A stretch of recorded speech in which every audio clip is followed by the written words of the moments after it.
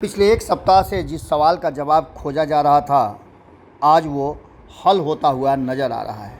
आपको बता दें कि तेजस्वी यादव पर जब से चार्जशीट हुई है, तब से अटकलें लगाई जा रही थी कि क्या तेजस्वी यादव इस्तीफ़ा देंगे या फिर नीतीश कुमार उन्हें बर्खास्त करेंगे। लेकिन आज 12 तारीख को इस बात का फैसला शाम होते होते हो जाएगा। क्या होगा, इस सरकार का भविष्य क्या है, वो पूरी तरह से सीबीआई अदालत के फैसले पर टिका हुआ है। आपको बता दें कि इन सारी बातों को लेकर के अब जो वर्तमान परिस्थितियां बनी है, उसमें बिहार के उप मुख्यमंत्री तेजस्वी यादव का नाम जमीन के बदले नौकरी मामले में सीबीआई की चार्जशीट में जुटने के बाद पहली बार सुनवाई होने वाला है। सीबीआई की सप्लीमेंट्री चार्जशीट पर यह सुनवाई दिल्ली के राउज एवेन्यू कोर्ट में होनी है। बता दें कि पिछले हफ्ते ही सीबीआई के द्वारा एक सप्लीमेंट्री चार्जशीट दायर की गई थी। इस पूरक चार्जशीट में तेजस्वी यादव के साथ लालू यादव, राबड़ी देवी समेत 17 कुल आरोपियों के नाम लिए गए हैं, उनके नाम पर चार्जशीट हुई है।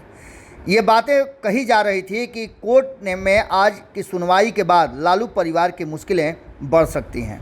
नौकरी के बदले ज़मीन मामला तब का है जब राजद सुप्रीमो लालू यादव केंद्र में रेल मंत्री हुआ करते थे।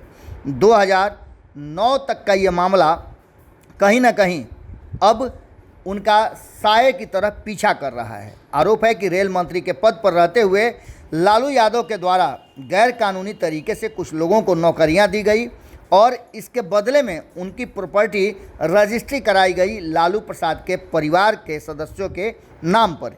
इस केस की 2 एजेंसियां जांच कर रही हैं। मामले में आपराधिक पहलू की जांच सीबीआई कर रही है, तो वहीं मनी लॉन्ड्रिंग के मामले में जांच ईडी कर रही है।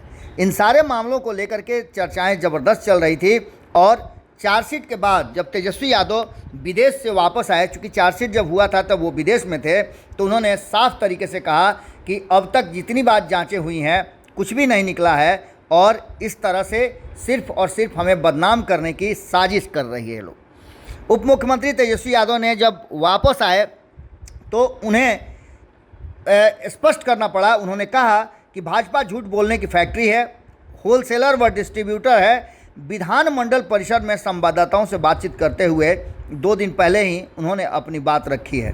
उन्होंने कहा कि रेलवे में ज़मीन के बदले नौकरी देने के मामले का जिक्र करते हुए, जब ये मामला था तब हमारी उम्र ही क्या थी, बावजूद इसके हम पर मामला दर्ज किया जा रहा है। लेकिन जब से हम विधायक और उप मुख्यमंत्री की कुर्सी संभाले हैं, उस वक्त से कौन सा भ्रष्टाचार हमने किया है, इसका भी जवाब भारतीय जनता पार्टी को देना चाहिए।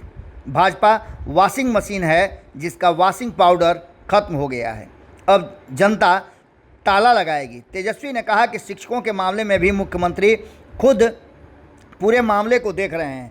लेकिन इन सारी बातों को लेकर के जो वर्तमान परिस्थितियां बनी है, जिसमें आज ज़मीन के बदले नौकरी मामले में सीबीआई अदालत में तेजस्वी यादव के जो चार्जशीट हुए हैं उसका फैसला आना है। इन सारी बातों को लेकर के अब ये कहा जा रहा है कि फैसला आने के बाद अदालत का क्या निर्णय होता है, उसी पर टिका हुआ है ये सरकार का भविष्य और तेजस्वी यादव का भी।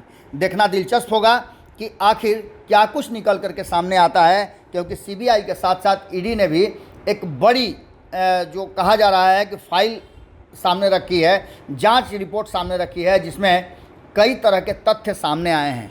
हालांकि तेजस्वी यादव की तरफ से इन सारी बातों से अपने आप को बिल्कुल बेदाग बताया जा रहा है, तो वहीं आपको बता दें कि सीबीआई भी छोड़ने के लिए तैयार नहीं है। इस मामले में भारतीय जनता पार्टी को भी घसीटा जा रहा है, क्योंकि कहा यह जा रहा है कि भारतीय जनता पार्टी इन संस्थाओं का दुरुपयोग कर रही है। लेकिन इन सब बातों में सबसे ज़्यादा अगर ध्यान किसी पर केंद्रित है तो वो है नीतीश कुमार, जिन्हें कहा जाता है कि CCC को लेकर के वो काफ़ी सजग रहते हैं और अपनी छवि को लेकर के भी। ऐसी स्थिति में कोर्ट के जो फैसले आएंगे, कोर्ट का जो निर्णय होगा, उसके आधार पर नीतीश कुमार क्या फ़ैसला लेते हैं, ये देखना दिलचस्प होगा।